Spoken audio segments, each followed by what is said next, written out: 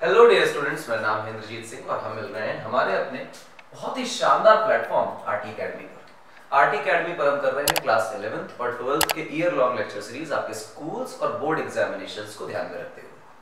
आपके school examinations को ध्यान में रखते हुए हम आपको कोर्स करा रहे हैं। कंपटीशन की पढ़ाई नहीं है, आपके स्कूल एग्जाम्स में आप अच्छा बूस्ट करें, कॉन्सेप्ट्स को अच्छी तरह सीखें और एग्जाम्स की अच्छी प्रिपरेशन करें, इसलिए हम आपके साथ यहाँ पर काम कर रहे हैं।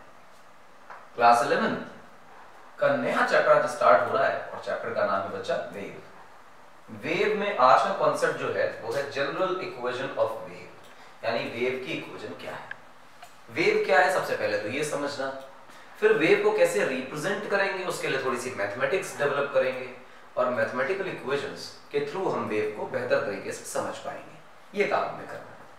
फिलहाल सबसे पहले वेव की पिक्चर आपको देखनी चाहिए। ये वेव की एक बहुत ही सस्ती सी शानदार पिक्चर है जो आपको वेव की ठीक ठाक जानकारी देती है। यहाँ पर बहुत सारे पार्टिकल्स हैं जो ऐसा लगता है कि आगे जा रहे हैं, बट एक्चुअली पार्टिकल आगे नहीं जा रहे होते। ये जो पार्टिकल्स हैं ये अपनी ही लोकेशन पर सिर्फ ऑसिलेट करते हैं, सिर्फ अपनी लोकेशन पर ऑसिलेट करते हैं, सिर्फ अपनी लोकेशन पर ऑसिलेट करते हैं, टू एंड फ्रो। और ये जो जर्क जनरेट हुआ है, ये जो लोकेशन जनरेट हुई है पीक की, ये पीक धीरे धीरे धीरे धीरे आगे जाता रहता है। और फर्स्ट पार्टिकल अगर इस काम को लगातार रिपीट करता रहे तो ये जर्क लगातार आगे चलता रहेगा, नए जर्क बनते रहेंगे। तो पुराना वाला जर्क अभी आगे आ चुका है, नया जर्क बन गया है, कुछ समय बाद ये जर्क और आगे चला जाएगा, नया जर्क बन जाएगा। और इस तरह से ये जो जर्क डिस्टर्बेंसेस या सो कॉल्ड पल्सेस आगे ट्रेवल करती चली जाती हैं। इन पल्सेस के आगे जाने को हम कहते हैं कि वेव प्रोपगेट कर रही है, वेव आगे जा रही है। ठीक है, बहुत अच्छी बात। सबसे पहली बात, ऑसिलेशन के बारे में थोड़ी सी रिकॉल मेमोरी करनी चाहिए। तो देखो भाई क्या होता है, हम लोग ऑसिलेशन में पढ़ते थे to and fro motion of an object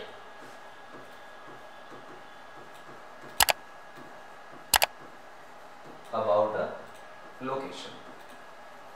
और वो जो लोकेशन होती थी उसे हम लोग नाम दिया करते थे बेटा मीन पोजीशन। और ये वाली जो बात है मीन पोजीशन वाली, ये बात हम लोग एसएचएम वाले चैप्टर में डिटेल में सीख कर आए हैं, तो कोई बड़ी बात नहीं है, हम इसे जानते हैं। ये ऑसिलेशन। अब इस ऑसिलेशन में अगर हम ये कह दें कि एफ रीस्टोरिंग, ध्यान दीजिएगा, हम चीजों को बहुत ज्यादा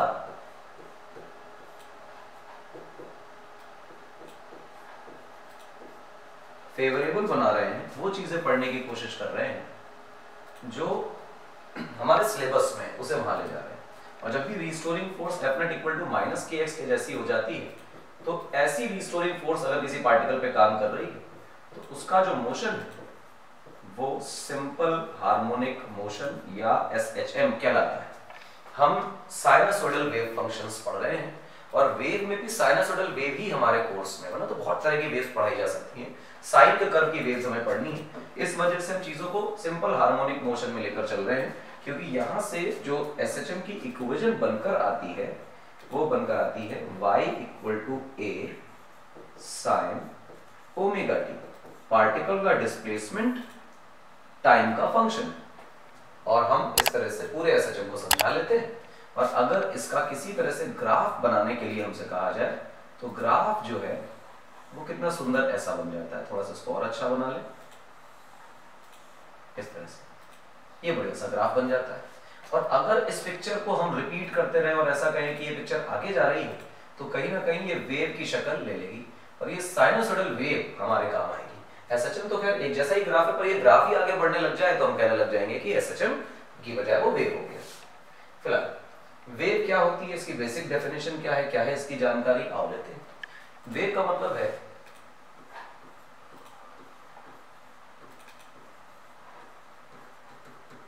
propagation of energy and momentum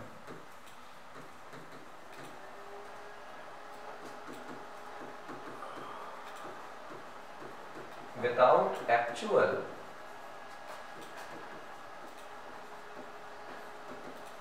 transfer of particle is called wave. दिमाग में इस बात को बेटा रखें कि वेव का मतलब है कि एनर्जी और मोमेंटम का आगे जाना, ट्रेवल करना।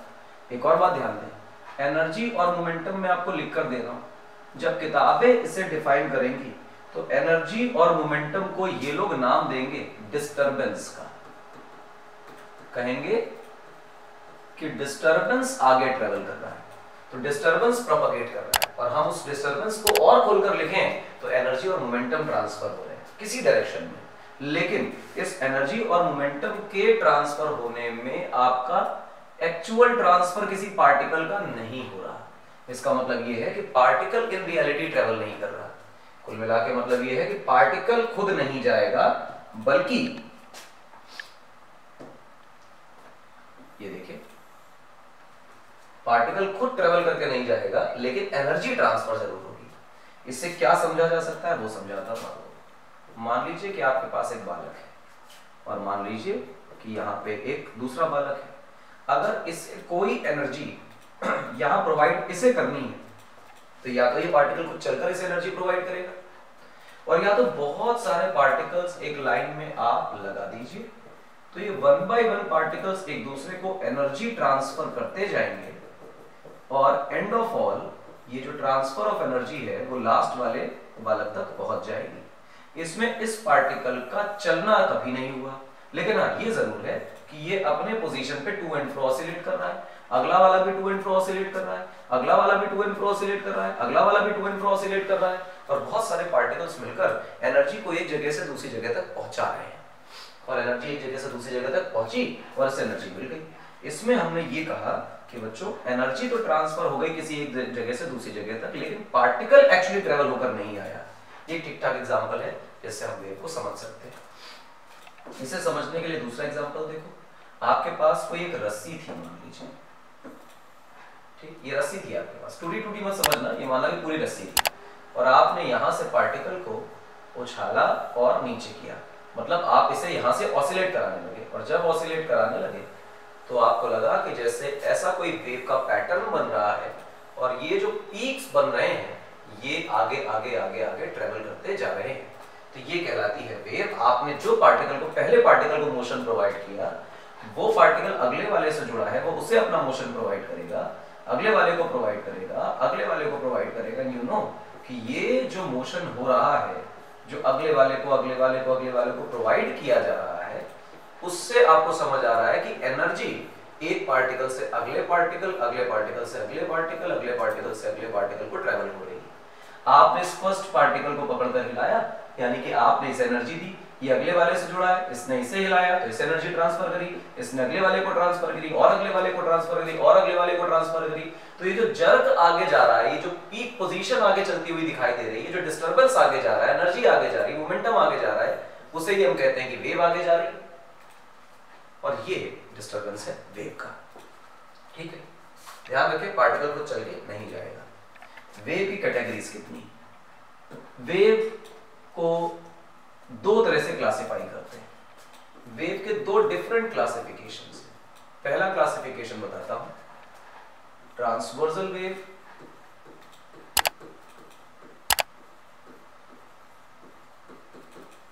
और दूसरा है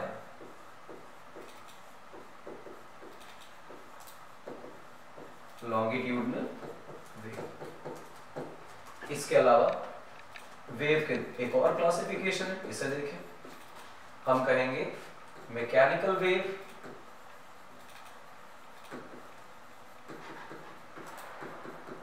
और दूसरा कहेंगे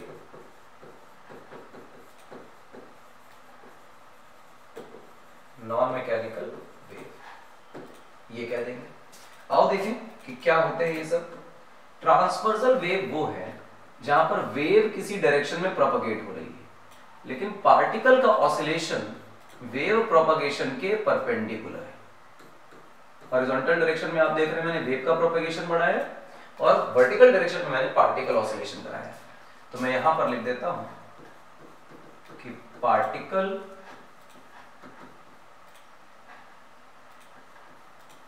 oscillation is perpendicular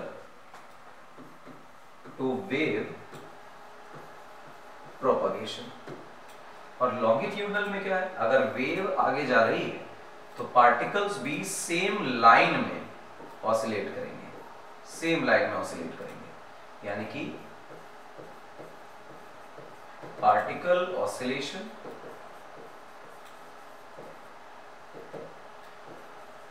and wave propagation are along the same line, एक ही लाइन पर दोनों के प्रोपगेशन हो रहे होंगे, सेम लाइन पर मतलब पैरेलल होंगे। तो ट्रांसवर्सल और लॉन्गिट्यूडनल। आप एग्जांपल लिखना चाहें तो ट्रांसवर्सल में आप लिख सकते हैं waves in string,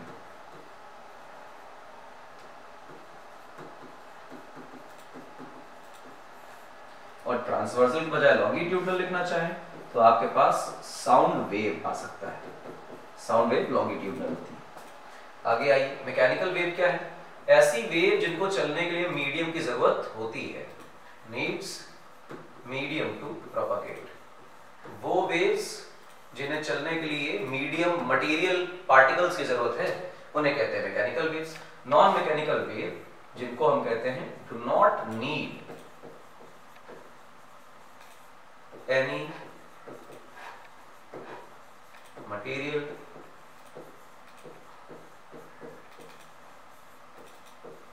to propagate, किसी तरह के मटेरियल की जरूरत नहीं है प्रोपगेट करने के लिए। ये कितनी इंपॉर्टेंट बात है, यानी अभी तक हम डिफाइन कर रहे थे पार्टिकल का ऑसिलेशन हो रहा है, और अब ये कह रहा है कि मीडियम की जरूरत ही नहीं है, पार्टिकल ना भी हो तो नॉन मैकेनिकल वेव चल सकती है।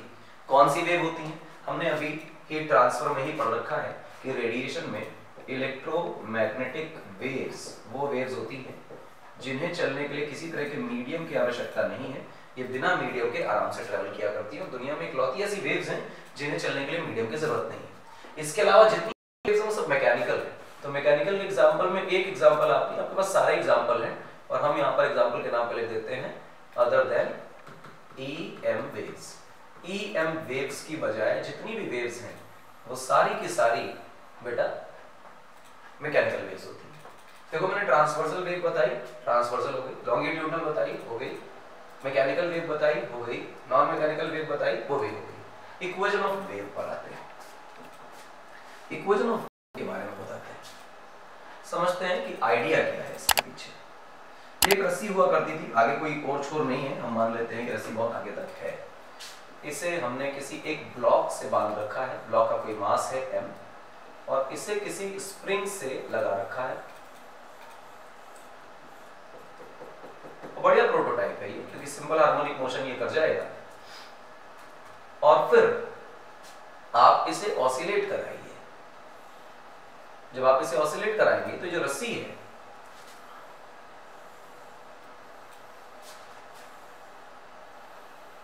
इस तरह से ऑसिलेट करने वाली है, और ये जो चीजें हैं, जो पीक्स बन रहे हैं, जो डिजाइन बन रहा है, पैटर्न बन रहा है, पल्सेस बोलते हैं, और ये पल्सेस की तरफ ट्रैवल करेंगी, और ये जो एनर्जी जिस स्पीड से ट्रैवल करेगी उसे v बोलेंगे, यानी कि स्पीड ऑफ वेव या फिर वेलोसिटी ऑफ वेव, कोई प्रॉब्लम की बात नहीं। आई होप बात समझ आई होगी। अब है क्या कि पहला पार्टिकल तो सच बात है कि ऑसिलेट ही कर रहा है, इसे देखो तो इट इज जस्ट ऑसिलेटिंग। हाँ, अगला भी तो ऑसिलेट ही कर रहा है, कुछ और थोड़ी कर रहा है, तो रेस्ट्रिक्टेड है ना कि आगे नहीं जा सकता, एनर्जी आगे जा रही है, particles are only oscillating. Wave को कैसे रिप्रेजेंट करें, तो भाई इक्वेशन बनानी है, यानी मैथमेटिकली रिप्रेजेंट करना है। मैं कहूं कि वेव के बारे में मैं तब जानता हूं जब मैं कोई भी रैंडम पार्टिकल पकड़ूं और ये बता पाऊं कि इस बच्चे का क्या डिस्प्लेसमेंट है, किस टाइम पर है, और ये भी बता पाऊं कि ये पार्टिकल वहां से कितनी दूर पर है। तो जो मेरा ओरिजिन वाला पार्टिकल है इसे x = 0 बोला जाए, और फिर यहां से मैं जिस पार्टिकल को पकड़ रहा हूं उसे x बोला जाए, और ये कहा जाए कि मुझे किसी भी x वाले पार्टिकल की, x यहां भी हो सकता है, यहां भी हो सकता है, यहां भी हो सकता है, मतलब कोई भी पार्टिकल हो, x बदल बदल के हम किसी भी पार्टिकल पे जा सकते हैं। हर एक पार्टिकल का क्या डिस्प्लेसमेंट है किस टाइम पर, यानी टाइम और पोजीशन के साथ अगर मुझे डिस्प्लेसमेंट पता चल जाए तो मैं वेव का पैटर्न बना लूंगा और कहूंगा कि वेव की इक्वेशन आ गई। यानी वेव का पैटर्न तब बन सकता है, वेव की इक्वेशन तब बन सकती है जब displacement of particle is a function of not only time but also its position. Clear है मेरी बात? जवाब है हाँ। पोजीशन के हिसाब से डिसाइड करना है। डिस्प्लेसमेंट अगर सिर्फ टाइम का फंक्शन है, साइनसोइडल, तो तय होता है कि वो एसएचएम की इक्वेशन है। एसएचएम में अगर पार्टिकल की पोजीशन भी फिक्स हो जाए तो हम कहेंगे कि वो वेव की इक्वेशन बन गई। इसका मतलब अल्टीमेटली ये सारे के सारे कर क्या रहे हैं? कर तो एसएचएम रहे हैं, हर एक पार्टिकल एसएचएम कर रहा है और हर एक पार्टिकल के एसएचएम की इक्वेशन मिलाकर बना दो तो बन जाएगी वेव की इक्वेशन। ठीक है ना? समझ आया मेरी बात को? मैंने ये कहा कि हर पार्टिकल एसएचएम कर रहा है, हर पार्टिकल ऑसिलेट हो रहा है, हर पार्टिकल की वेव इक्वेशन बन जाए, एसएचएम की इक्वेशन बन जाए किसी एक इक्वेशन में हर पार्टिकल की। तो हमने कहा y as a function of t होता था, एसएचएम होता था। हर पार्टिकल के लिए हर पार्टिकल की लोकेशन डालनी पड़ेगी। अगर उस लोकेशन x की जगह भी गुंजाइश भी इक्वेशन में आ जाए तो वो वेव इक्वेशन बन जाएगी। ध्यान देना, आज की तारीख में हमारा जो पार्टिकल है, जो आज कर रहा है, वो कुछ समय पहले हमारा ओरिजिन वाला पार्टिकल कर रहा था। हाँ, जो ओरिजिन वाला पार्टिकल आज कर रहा है कुछ समय बाद ये करेगा। कितने समय बाद करेगा समझना। यहां से वेव चली और यहां तक आई, स्पीड रही बेटा उसकी, मान लीजिए कि v, और दूरी कितनी है x। हम लोगों ने इस पार्टिकल की दूरी तो x ही ले रखी थी ना ओरिजिन से, तो x by v distance upon speed, वो हुआ टाइम, कि कितने समय में वेव यहां से चलकर यहां पहुंच गई। ठीक है, अच्छी बात है। आज मेरा पार्टिकल क्या कर रहा है? आज मेरा पार्टिकल एसएचएम कर रहा है। एसएचएम की इक्वेशन क्या बनेगी बेटा? a sin ओमेगा t बनेगी। ठीक है, अच्छी बात। लेकिन आज t समय पर मेरा पार्टिकल जो कर रहा है, या जितने भी समय पे मेरा पार्टिकल जो कुछ भी कर रहा है, t नॉट मान लेते हैं, इस t नॉट समय पर जो पार्टिकल कर रहा है उससे x बाई v समय पहले ओरिजिन वाला पार्टिकल वही कर रहा था। और ओरिजिन का पार्टिकल तो हम सिस्टम को जानते ही वो कैसा एसएचएम करता है। तो इस टाइम की जगह पर ओरिजिन वाले पार्टिकल का एसएचएम बनाने के लिए t की जगह पर आपको डालना चाहिए t minus x by v, यानी आज का जो समय है माइनस एक्स बाय वी, ताकि आप पीछे जाके ओरिजिन वाले पार्टिकल का एसएचएम लिख पाए। a sin omega t minus omega x upon v. ठीक, ये जो ओमेगा अपॉन वी है इसे k बोला जाता है, वैल्यू आती है बेटा 2 पाई बाई लैम्डा। इसे एंगुलर वेव नंबर नाम देंगे हम। हालांकि एंगुलर वेव नंबर थोड़ा अच्छा नाम है, वेव की पूरी थ्योरी में हम इसे वेव नंबर ही बोलते रहेंगे तो भी आप समझेंगे कि एंगुलर वेव नंबर है 2 पाई बाई लैम्डा। और ओमेगा हम लोग एसएचएम से जानते हैं कि शायद ये 2 पाई बाय टी हुआ करता है, सो कॉल्ड 2 पाई into F frequency, angular frequency कहलाती है।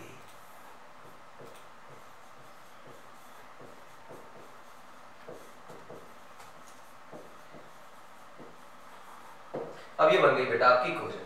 तो जो आपने इक्वेशन बनाई y equal to a sin omega t minus k x, ये जो इक्वेशन बनकर आई बेटा ये कहलाई इक्वेशन ऑफ वेव। ये कहलाई बेटा equation of wave. I hope इसमें किसी प्रकार की कोई परेशानी नहीं है, बड़ा आसान है, इक्वेशन ऑफ वेव कहला रही है। ध्यान दें कितना सस्ता था। अब ये जनरल इक्वेशन ऑफ वेव जो है ये बड़े काम की। आपको ठीक ठीक बात बताते हैं। जब आप y equal to a sin omega t minus k x लिखेंगे तो ये जो ओमेगा अपॉन k है इससे आप स्पीड ऑफ वेव लिखेंगे। तो ओमेगा अपॉन k ना लिखें, आप लिखें v, v का मतलब स्पीड ऑफ वेव, और इसका मतलब हुआ mod of coefficient of time divided by mod of coefficient of x। जो x के साथ लिखा है वो नीचे और जो t के साथ लिखा है वो ऊपर। अगर इनका रेशियो निकाल दें तो हमारे लिए यही स्पीड ऑफ वेव बन जाएगी। क्या बात है, बड़ी अच्छी बात। हाँ जी अच्छी बात, सीधी सीधी सस्ती। एक और बात, omega t minus k x, ऐसा आर्ग्यूमेंट हो सकता है। Minus omega t minus k x, ऐसा आर्ग्यूमेंट हो सकता है।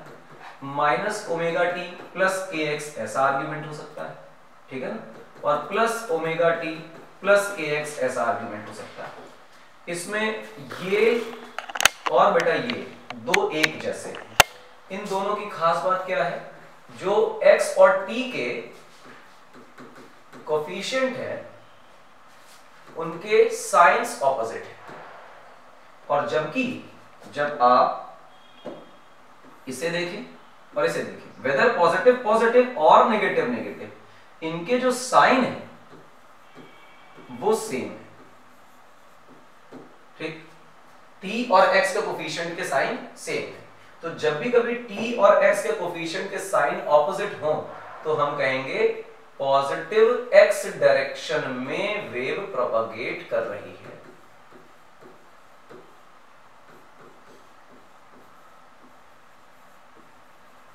वेव का प्रोपगेशन पॉजिटिव x डायरेक्शन में।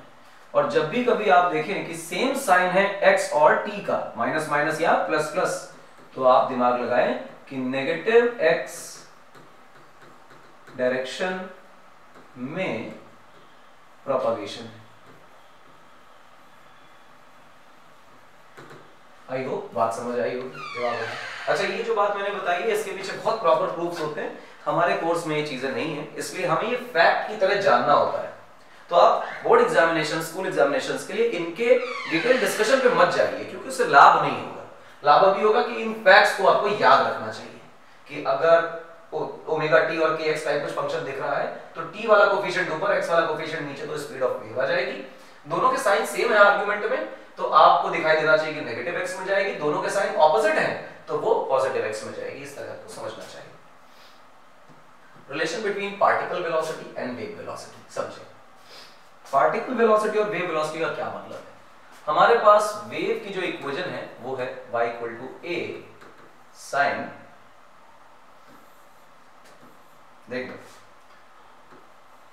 y equal to a sine omega t minus k x. अगर मैं इसमें डिफरेंशिएट वगैरह कुछ करना चाहूं तो मेरे पास दो वेरिएबल है, टाइम और एक एक्स दोनों, क्योंकि हम कोई भी लोकेशन का पार्टिकल चूज कर सकते हैं, एक्स बदल सकता है। हम किसी भी टाइम पर पोजीशन देख सकते हैं, इस वजह से टी भी बदल सकता है। अगर ये पार्टिकल का डिस्प्लेसमेंट है, पर्टिकुलर पार्टिकल का डिस्प्लेसमेंट है, तो dy बाय dt ये मुझे बेसिकली पार्टिकल की वेलोसिटी vp देने वाला है। लेकिन अभी इसमें थोड़ी सी प्रॉब्लम है, वो क्या कि dy बाय dt किसका, पहले पार्टिकल का, दूसरे पार्टिकल का, तीसरे पार्टिकल का, हर पार्टिकल के ऑसिलेशन की वेलोसिटी अलग अलग है। तो क्या करें, करें कुछ नहीं, आप किसी x को चूज कर लीजिए, सेलेक्ट कर लीजिए किसी x को कि हाँ फलाना पार्टिकल वेव में इसकी क्या वेलोसिटी। तो कीपिंग x कांस्टेंट, y का डिफरेंशिएशन टाइम के रिस्पेक्ट में करेंगे तो उस पर्टिकुलर पार्टिकल जिस x को हमने फिक्स किया है उस पार्टिकल की वेलोसिटी आ जाएगी। और किसी एक वेरिएबल को कांस्टेंट करके दूसरे के रिस्पेक्ट में डिफरेंशिएशन करना कहलाता है पार्शियल डिफरेंशिएशन। टाइम के रिस्पेक्ट में पार्शियल डिफरेंशिएशन कराया, x को किया बेटा हमने फिक्स। ये पार्शियल डिफरेंशिएशन से अब बात बनेगी। पार्शियल डिफरेंशिएशन मैंने मैथमेटिकल टूल में सिखाया है, आप जानते हैं। a बेटा बाहर आ गया और फिर आपने लिखा del by del t of sine omega t minus k x. तो बेटा a ऐसे ही रहा, साइन का जो डिफरेंशिएशन है वो बच्चा omega t minus k x ऐसे ही आ जाएगा। अब क्योंकि अंदर तो t लिखा नहीं, omega t minus k x है, तो इसके आर्गुमेंट का डिफरेंशिएशन करोगे, टाइम के रिस्पेक्ट में करना है तो ओमेगा बाहर, dt dt का बन। क्योंकि पार्शियल डिफरेंशिएशन कर रहे हो तो पहले ही डिफाइन करके आए हो कि x बेटा फिक्स कर दिया गया है, इसलिए के एक्स दोनों कांस्टेंट, डिफरेंशिएशन 0। और ये del y by del t x fix करने का मतलब है कि हमने क्या निकाल लिया बेटा, पार्टिकल्स वेलोसिटी। ये किसी x, जो भी आपने x चूज किया है उस पार्टिकल की वेलोसिटी आ गई। इसके अलावा मैं कहता हूं कि del y by del x निकाल के देखो, t को फिक्स करके, समय को फिक्स किया, पार्शियल डिफरेंशिएशन किया, x के रिस्पेक्ट में डिफरेंशिएशन किया, तो आप क्या लिखेंगे बेटा, a बाहर del by del x of a sin omega t minus k x. बेटा इसको डिफरेंशिएट करोगे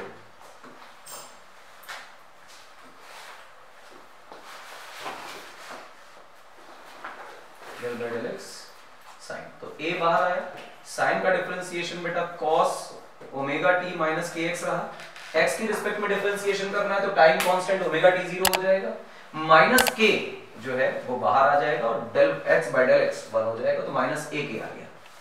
अब आप एक ग्राफ बनाने की कोशिश करें जो पार्टिकल का डिस्प्लेसमेंट और x के बीच ग्राफ हो, तो आपको दिखाई देगा कि पार्टिकल और x के बीच का डिस्प्लेसमेंट का ग्राफ इस तरह बनेगा और वेव लगातार आगे जा रही होगी। ये तो वेव की पिक्चर बन गई है, तो जवाब है हाँ।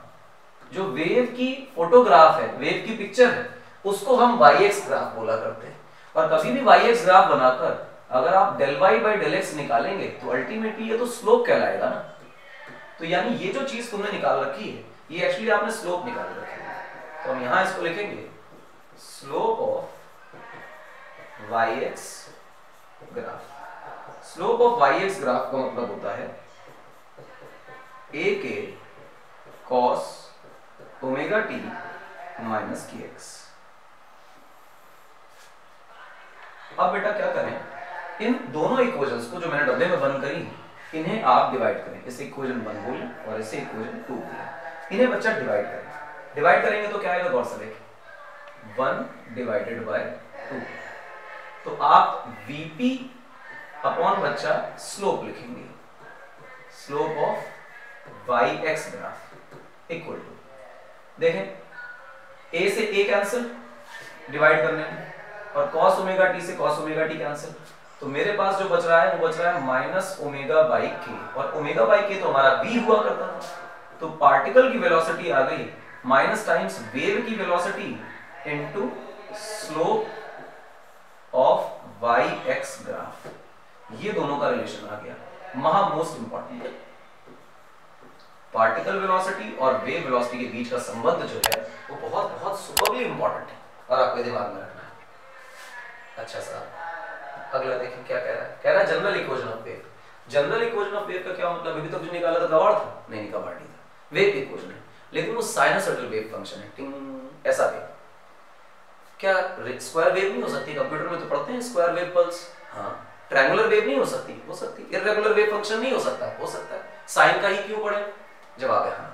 साइन का वेव फंक्शन पढ़ना बहुत जरूरी नहीं है, लेकिन जब जैसे क्लास बढ़ेगी, तो 11 12 चल रहा है, ग्रेजुएशन में अगर मैकेनिक्स ऑसिलेशन वगैरह तुम्हारे पास आएगा तो तुम्हें पढ़ने को मिलेगा कि साइन का ऐसा कर्व है जिसके लीनियर कॉम्बिनेशन से आप किसी भी तरह का कर्व बना सकते हैं। परंतु बहुत बात की बात है, हम एक ऐसी वेव इक्वेशन बनाना चाहते हैं जो साइन कॉस टैन या e की पावर x या फिर लॉग के फंक्शन है, किसी प्रकार के किसी फंक्शन पे डिपेंड ना करे। वो ऐसा एक वेव फंक्शन बने जो हर तरह की वेव पल्स के डिजाइन को तैयार कर सकता हो। हम ऐसी एक वेव इक्वेशन चाहते हैं जो साइन और कॉस से इंडिपेंडेंट हो। उसके लिए देखो क्या करते हैं, हम लिखते हैं बेटा आपके लिए, देखो कि आपके पास जो वेव इक्वेशन है वो है a sin omega t minus k x. ठीक है भैया। अब इसको सबसे पहले क्या करो, अब क्योंकि आपको पार्शियल डिफरेंशिएशन का एक फील आ गया है, तो del by del t x को फिक्स करके कर लिया जाए। तो जब आप करेंगे बेटा तो क्या आएगा, a बाहर, साइन का डिफरेंशिएशन बेटा करेंगे तो आएगा cos omega t minus k x. Argument में घुस जाएंगे, टाइम के रिस्पेक्ट में कर रहे हैं तो ओमेगा ही बाहर आएगा। इसको सेकंड टाइम डिफरेंशिएट करो, यानी सेकंड डेरिवेटिव निकालो, del 2y bye del t square. और अभी भी क्या फिक्स रखना है बेटा, x को फिक्स रखना है। a ओमेगा बच्चा बाहर आ गया, cos का डिफरेंशिएशन इज माइनस साइन, तो माइनस बाहर आ गया। अंदर घुसोगे ओमेगा फिर बाहर आएगा, ओमेगा स्क्वायर बन जाएगा। ये डबल डिफरेंशिएशन वाली जो चीज है इसे आप बाहर रख लीजिए। अगला देखिए, इसी को आप लिखिए del y by del x, क्या करके, टाइम को फिक्स करके। तो क्या हुआ भैया, पहले वाले को देखो, a बाहर, साइन का बनेगा बेटा cos omega t minus k x. और जो डिफरेंशिएशन आर्गुमेंट का करोगे बेटा तो माइनस के बाहर आएगा। दोबारा इसको डिफरेंशिएट करोगे, del 2y bye del x square, और इसका जब टाइम को फिक्स करके डिफरेंशिएशन करोगे तो माइनस a के बेटा बाहर है। cos का डिफरेंशिएशन करोगे तो माइनस साइन बन के आएगा, तो हम माइनस को भी छुपा लेते हैं, minus sine omega t minus k x. Minus minus बेटा हो गया हमारे लिए प्लस। अब आर्गुमेंट में घुसोगे, x के रिस्पेक्ट में डिफरेंशिएशन कर रहे हो, टाइम कांस्टेंट है, तो ये जो x का कोएफिशिएंट है माइनस के, वो बाहर आ जाएगा। तो हम एक बार इसको थोड़ा सा इरेज करते हैं, और माइनस के बाहर आने की वजह से ये बन गया। आप तुरंत ही इसे डब्बे में बंद कर लीजिए। आपके पास दो इक्वेशन फिर से ग्रीन बॉक्स की, पहली इक्वेशन ये और दूसरी इक्वेशन बेटा ये। अब इन दोनों को क्या करना है, डिवाइड कर दीजिए। चलो डिवाइड करते हैं। del 2y by del t square, ठीक, divided by del 2y by del x square. क्या आएगा, देखो क्या आ रहा है, minus a omega square sine omega t minus k x divided by minus a k square sine omega t minus k x. Sine omega t और a से a cancel, minus से माइनस कैंसिल, तो del 2y bye del t square divided by del 2y bye del x square की value जो आ रही है वो आ रही है ओमेगा स्क्वायर बाय के स्क्वायर। अरे ये तो वेव की वेलोसिटी का स्क्वायर लिखा है जवाब में, हाँ। तो आपके लिए del 2y bye del t स्क्वायर इक्वल टू v स्क्वायर into del 2y bye del x square. ये आपके पास डिफरेंशियल इक्वेशन बनकर आई है ऑफ सेकंड ऑर्डर। हम इसे कहते हैं differential equation of second order. और differential equation of second order जो होती है, आप मैथ में पढ़ेंगे, इसके जनरल सॉल्यूशंस जो हैं वो y के सॉल्यूशंस आएंगे ax प्लस माइनस bt के फॉर्म में, यानी x और t दोनों का फंक्शन निकलेगा, जहां पर x और t के जो कोफिशिएंट्स होंगे वो प्लस माइनस के साथ आपस में रिश्ता रखेंगे, मल्टीप्लाई डिवाइड नहीं, प्लस माइनस के साथ। और जहां भी ऐसा प्लस माइनस के साथ रिलेशन आएगा हम कहेंगे कि वो वेव इक्वेशन। इसलिए आपको ऐसी इक्वेशन पहले ही बता दी गई कि ax प्लस bt का फॉर्मेट होना चाहिए ताकि आप वेव को तुरंत जल्दी से समझ जाए। बट एक्चुअली वेव का मतलब है जो इस इक्वेशन को सेटिस्फाई करे वो वेव, जो इसको सेटिस्फाई ना करे वो वेव नहीं होगी। ये था वेव वेलोसिटी पार्टिकल वेलोसिटी का relation, general equation of wave, wave equation क्या है, वेव की डेफिनेशन क्या है, टाइप्स कितने, एक्सेट्रा एक्सेट्रा। आज का लेक्चर काफी बड़ा हो गया और अब इसको खत्म करना चाहिए। इतनी बातें आप ध्यान रखें, इनमें से जो लास्ट के 2 सेगमेंट्स हैं वो 2 सेगमेंट्स आपके पेपर में 110% आपके फाइनल एग्जाम्स में आएंगे। इसे तैयार कर लीजिए, जैसा लिखा है वैसा लिख कर आइए। 3-3 नंबर के क्वेश्चंस आएंगे और वो आपको 100% करके आने हैं, जिनमें कोई गलती नहीं होगी। आज के लेक्चर में 6 नंबर पक्के हैं आपके फाइनल एग्जाम्स में। आरटी अकेडमी को नहीं किया है सब्सक्राइब तो बच्चा कर लीजिए। अगर आप पुराने हैं, सब्सक्राइब कर रखा है तो शेयर करिए, फॉलो करते रहिए, क्योंकि जो जो चीजें हम बोलेंगे कि पेपर में श्योर शॉट आती हैं वो आप अपने पेपर में फाइनल में देखेंगे। फॉलो करते रहिए पूरे साल के कोर्स के लिए। आगे सैंपल पेपर्स के सॉल्यूशन भी आपके लिए लाएंगे, जिनमें से बहुत सारे क्वेश्चन सैंपल पेपर से ही सीधे आपके पेपर में आ जाएंगे। तो हमें स्टे ट्यून्ड विद अस और हमें फॉलो करिए। मिलेंगे नेक्स्ट लेक्चर में, जहां वेव की और डिटेल डिस्कशन करेंगे कई नए कॉन्सेप्ट्स के साथ। देखकर अच्छा लगेगा आपको। Till then thank you.